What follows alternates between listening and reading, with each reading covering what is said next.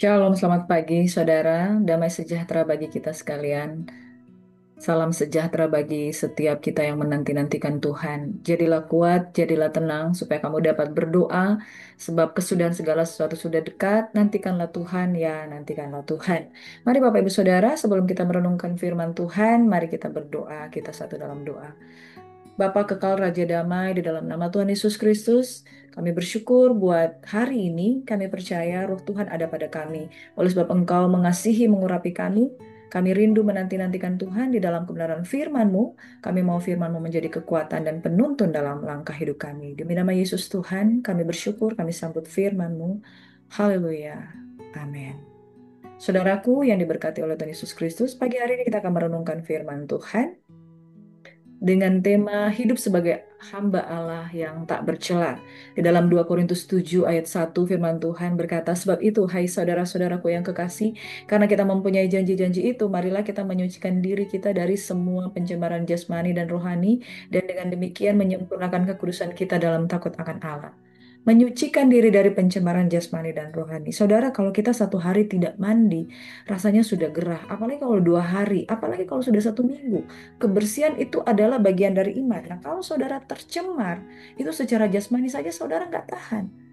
Ada orang yang sudah tercemar secara jasmani maupun rohani, tapi tetap bertahan dalam keadaan itu. Saudara, Tuhan bukan dengan tanpa alasan berkata, "Kuduslah kamu, sebab aku kudus." Sebab hidup di dalam kekudusan, kebersihan itu indah, saudara. Kebersihan itu nyaman, saudara. Dan saudara tidak bau, tidak terkontaminasi. Orang yang kotor cenderung itu pasti tidak sehat.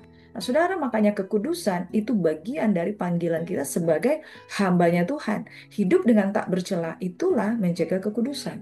Nah, firman Tuhan di dalam 2 Korintus 6 ayat 1 hingga ayat yang ke-10, demikian firman Tuhan berkata, "Sebagai teman-teman sekerja, kami menasihatkan kamu supaya kamu jangan membuat menjadi sia-sia kasih karunia Allah yang telah kamu terima. Sebab Allah berfirman, pada waktu aku berkenan, aku akan mendengarkan engkau, dan pada hari aku menyelamatkan, aku akan menolong engkau. Sesungguhnya waktu ini adalah waktu perkenanan itu. Sesungguhnya hari ini adalah hari penyelamatan itu.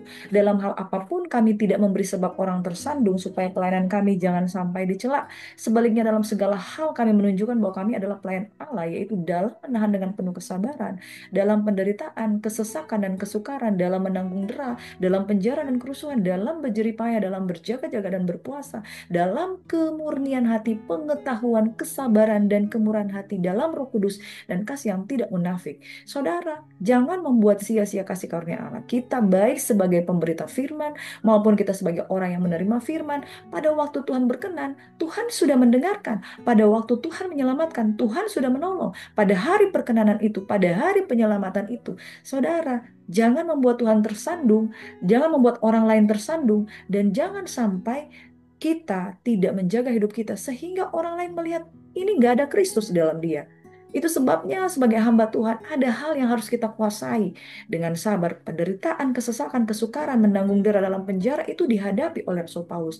Menjaga kemurnian hati itu penting, saudara. Jangan menjadi orang yang bilang, "Saya anak Tuhan, saya sudah selamatkan," tapi tidak punya upaya untuk menjaga diri, menjaga kemurnian hati. Sebab firman Tuhan berkata, iman tanpa perbuatan adalah mati. Saudara katakan mengenal Tuhan, tapi saudara tidak pernah menjaga hidup benar, itu munafik. Dan kasih itu tidak munafik. Ayat 7.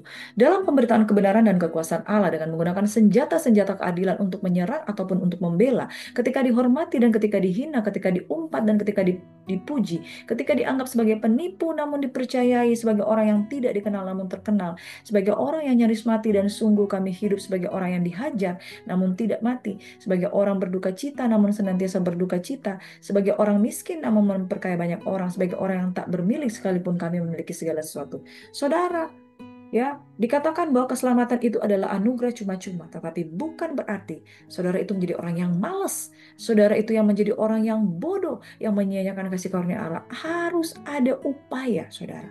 Upaya itu dalam menjaga kekudusan, menguasai diri dalam segala hal. Sekalipun saudara kita memiliki segala sesuatu, tapi kita di hadapan Tuhan, mengosongkan diri di hadapan manusia, kita kadangkala dihina, dihormati, dihina, diumpat, dipuji, dianggap penipu namun dipercayai, kita bisa menempatkan diri dalam segala keadaan. Ayat yang ke-11 firman Tuhan, jangan ada lagi noda kekafiran. Jangan ada lagi noda kekafiran artinya kuduskan dirimu, sucikan dirimu.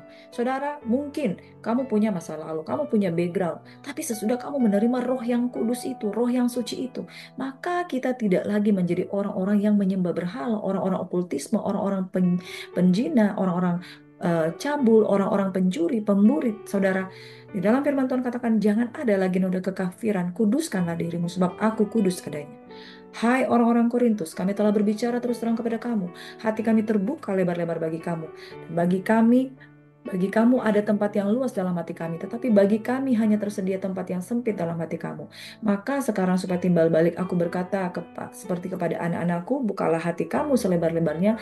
Janganlah kamu merupakan pasangan yang tidak seimbang dengan orang yang tidak percaya. Sebab persamaan apakah terdapat di antara kebenaran dan kedurhakaan? Atau bagaimanakah terang dapat bersatu dengan gelap? Persamaan apakah yang terdapat antara Kristus dan Belial? Apakah bagian bersama orang-orang percaya dan orang-orang yang tidak percaya? Apakah hubungan bait Allah dengan berhala? Karena kita adalah bait dari Allah yang hidup menurut firman Allah. Aku akan diam bersama-sama dengan mereka dan hidup di tengah-tengah mereka, dan aku akan menjadi Allah mereka dan mereka akan menjadi umatku. Sebab itu keluarlah kamu dari antara mereka, pisahkanlah dirimu dari mereka, firman Tuhan, dan janganlah menjamah apa yang najis, maka aku akan menerima kamu dan aku akan menjadi bapakmu dan kamu akan menjadi anakku laki-laki, anakku perempuan. Demikianlah firman Tuhan yang Maha Kuasa. Saudara-saudaraku yang kekasih, karena sekarang kita memiliki janji-janji itu, marilah kita menyucikan diri kita dari semua pencemaran jasmani dan rohani, dan dengan demikian menyempurnakan kekudusan kita dalam takut akan Allah. Bapak Ibu Saudara yang diberkati, kita akan merenungkan beberapa poin pada firman Tuhan di dalam 2 Korintus 6 ayat yang pertama hingga 2 Korintus 7 ayat yang pertama ini, Saudara. Poin yang pertama yaitu panggilan untuk tidak menerima kasih karunia dengan sia-sia. Dari pasal yang ke-6 ayat 1 hingga ayat yang kedua. Paulus menjelaskan dan mengingatkan agar jangan sia-siakan anugerah Tuhan. Sekarang adalah waktu yang berkenan, waktu perkenanan, waktu penyelamatan. Makanya saudara tanggapi kasih karunia itu dengan segera dan sungguh-sungguh. Karena tanpa kasih karunia itu kita sebenarnya ditentukan untuk binasa. Karena ada kasih karunia, jangan sia-siakan. Karena ada kasih karunia, itulah waktu perkenanan itu. Nah saudara, sebagai aplikasi dalam kehidupan kita, pertobatan, jangan tunggu nanti. Saudara sudah dengar suara Tuhan, Tuhan mengingatkan untuk meninggalkan dosa. Saudara tunda, kenapa? Mau menikmati kesenangan dunia dulu. Itu sama dengan menyia-nyiakan kasih karunia. Lalu saudara sudah bertobat terima Yesus, tapi kembali lagi. Nah hari ini adalah kesempatan untuk hidup benar di hadapan Tuhan. Setiap hari adalah anugerah. Setiap hari adalah kesempatan untuk bertumbuh dalam kekudusan. Jangan bilang, Tuhan masih lama mau datang.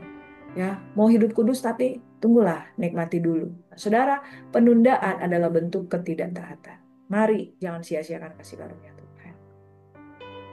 Poin yang kedua yaitu hidup yang jangan jadi batu sandungan. Paulus dan para pelayan Tuhan memberi teladan. Mereka ada di dalam kesesakan, bahkan menghadapi penjara, menghadapi penolakan dan lain sebagainya. Penderitaan, kesabaran, kemurnian, kasih dan kuasa roh, mereka hidup dalam segala situasi. Disukai dan tidak disukai, dibenci dan dihina, saudara, dalam segala sesuatu, tapi tetap konsisten sebagai hamba Tuhan. Nah, ciri-ciri hamba Tuhan itu yang benar bukan karena dia dapat schedule, dia dapat diakui karena suaranya bagus, diakui karena khotbahnya bagus. Tapi betul nggak dia tahan uji dalam penderitaan? Mereka hadapi cambukan, penjara, kerja berat. Betul nggak dia memiliki karakter Kristus? Atau karakter bawaan manusia lama? Nah, karakter Kristus itu ada 9 buah roh. Kasih, sukacita, damai sejahtera, kesabaran, kemurahan, kelemah lembutan, ya, kebaikan hati, semua penguasaan diri ada di sana, saudara. Kesabaran, kasih, ketulusan, kemurahan, saudara. Dan apakah di dalam pelayanan, dalam hidup mengandalkan kuasa Roh Kudus, bukan mengandalkan kekuatan sendiri yang kemudian bermegah dan menjadi sombong. Nah, hidup dalam paradoks iman, miskin tapi memperkaya banyak orang, mati secara jasmani kita mungkin mematikan tubuh manusia berdosa, tapi kita hidup tidak dikenal oleh orang petinggi-petinggi, tapi dikenal oleh Tuhan. Amin. Dalam aplikasinya, saudara, mari pelayanan sejati itu bukan soal di mana kita mendapat posisi, jadi WL terkenal, suara yang bagus, performance yang indah, tapi nggak pernah mau menjadi orang yang berdedikasi dan keteladanan. Harus memiliki integritas dan ketekunan. Umat Kristen dipanggil bukan hanya untuk berbicara, tapi menjadi teladan hidup. Saudara, jangan menjadi batu sandungan baik dalam hal perkataan maupun dalam hal tindakan. Poin yang ketiga, saudara, diingatkan jangan menjadi pasangan yang tidak sepadan. Nah, karena ini saudara, kita kalau dalam melayani, itu kita akan timpang. Kalau kita giat melayani, kita bertobat, pasangan kita nggak bertobat, pasti akan terpengaruh, saudara. Makanya umat Tuhan dilarang bersekutu secara rohani dengan yang tidak seiman. Itu bukan baru pada saat zaman Paulus, tapi dari zaman perjanjian lama, saudara. Mereka tidak boleh menikah dengan orang yang tidak seiman karena iman itu menentukan arah hidup. Nah, kalau arah hidupnya sudah beda, bagaimana saudara bisa berpadanan, berpasangan? Pertanyaan retoris untuk menekankan bahwa kekudusan dan kenajisan tidak bisa bersatu. Kenapa? Yang satu tujuannya kekudusan, yang satu tujuannya memuliakan Tuhan, yang tujuannya beribadah, yang satu tidak mau. Tidak sepadan, saudara. Sementara kalau menikah, kita berhubungan, persetubuhan terjadi, saudara. Hati kita itu menyatu di sana. Makanya Salomo kompromi dengan istri-istri dari Allah-Allah yang mereka sembah, Allah yang berbeda, saudara. Dari raja-raja orang kafir, putri-putrinya dia dinikahi. Akhirnya dia turut kompromi. Hubungan yang melibatkan kompromi rohani seperti dalam pernikahan, bisnis, atau komunitas yang mempengaruhi iman itu tidak boleh. Bukan berarti menghindari, menjauhi, dan tidak mengasihi, tapi kita tidak boleh hidup dalam ikatan. Saudara, kalau saudara memang ikatannya benar, saudara mempengaruhi orang tersebut bertobat. Tapi pada akhirnya kalau saudara terseret, terpengaruh, makanya saudara akan menjadi sama-sama pasangan yang jauh dari Tuhan.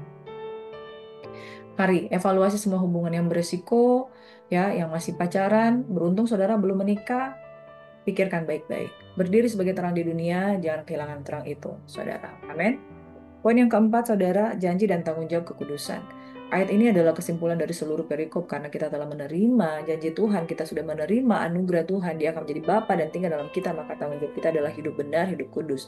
Aplikasikan dalam hidup kita, sucikan diri kita. Prosesnya aktif terus-menerus. Saudara nggak mungkin kan kalau saya pengen mandi, hari ini saya mandi, untuk 20 tahun ke depan saya nggak mandi. Penyucian diri adalah proses seperti saudara tiap-tiap hari itu bisa terjadi yang namanya dikotori, terkontaminasi. Makanya akan terjadi bau, ya. Kemudian terjadi orang yang tidak mandi bisa sakit. Orang yang tidak mandi itu justru menjadi orang yang lesu, tidak bergair, tidak punya passion. Hanya orang yang tidak hidup dalam kekudusan itu ciri-cirinya akan sama. Dia akan bau di hadapan Tuhan, bukan bau yang harum, tapi bau yang menyengat, tidak disukai Tuhan, dijauhi karena persembahannya tidak berkenan. Smell and then tidak bersih, terjadi kemalasan rohani, tidak bergairah. Bedanya orang yang mandi dan orang yang nggak mandi, saudara. Orang mandi itu pasti passionnya itu bersemangat. Makanya orang yang hidup dalam penyucian aktif, prosesnya aktif, dikuduskan terus-menerus, itu punya gairah untuk passion untuk melayani Tuhan. Nah, saudara, takut akan Allah menjadi motivasi untuk menjaga kekudusan bukan karena takut dihukum, tapi karena menghormatinya. Sucikanlah dirimu dari pencemaran jasmani dan rohani, sempurnakan itu di dalam takut akan Tuhan. Amin. Kesimpulannya, mari hidup dalam kasih karunia Tuhan. Yang berarti, tanggapi anugerah itu dengan serius, sopan, hormat, menjaganya dengan baik, jadi teladan sebagai hamba Allah yang setia, menjaga relasi agar tidak mencemari iman, dan menyempurnakan kekudusan setiap hari dengan rasa hormat dan takut akan Tuhan.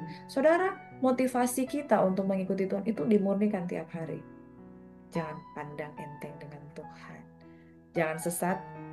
Tuhan tidak membiarkan dirinya dipermainkan. Apa yang ditabur orang itu juga akan dituainya. Saudara, kalau saudara memandang rendah arti sebuah kekudusan, saudara akan hangus binasa. Suatu saat nanti, setiap apa yang kita bangun akan diuji. Apakah kita membangun di atas pasir, di atas batu, atau di atas jerami dan kayu? Suatu saat nanti pekerjaan seseorang itu akan terbakar.